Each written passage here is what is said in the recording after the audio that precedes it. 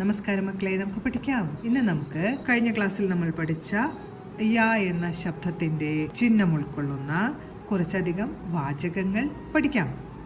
ആദ്യത്തെ വാചകം ഐക്യത്തോടെ കഴിയാം. ഐക്യത്തോടെ കഴിയാം. അടുത്തത് ഹാസ്യം എനിക്ക് ഇഷ്ടമാണ്.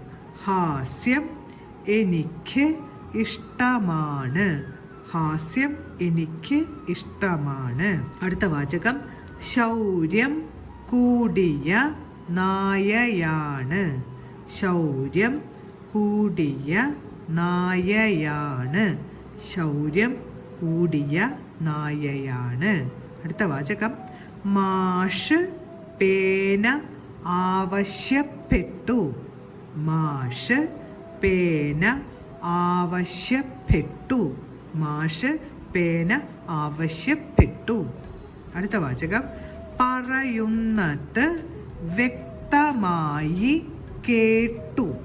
പറയുന്നത് വ്യക്തമായി കേട്ടു. പറയുന്നത് വ്യക്തമായി കേട്ടു. അടുത്ത വാചകം ആവശ്യത്തിന് ആഹാരം കഴിച്ചു. ആവശ്യത്തിന് ആഹാരം കഴിച്ചു. ആവശ്യത്തിന് ആഹാരം കഴിച്ചു. അടുത്ത വാചകം അരണ്യം എന്നാൽ കാടാണ്. അരണ്യം എന്നാൽ കാടാണ്. അരണ്യം എന്ന വാക്കിന്റെ അർത്ഥം കാടാണ്. ഇന്ന് പഠിച്ച വാചകങ്ങളെല്ലാം പറഞ്ഞുകൊണ്ട് എഴുതി പഠിക്കാൻ ശ്രമിക്കണം. അടുത്ത ക്ലാസ്സിൽ കാണാം മക്കളെ. നമസ്കാരം.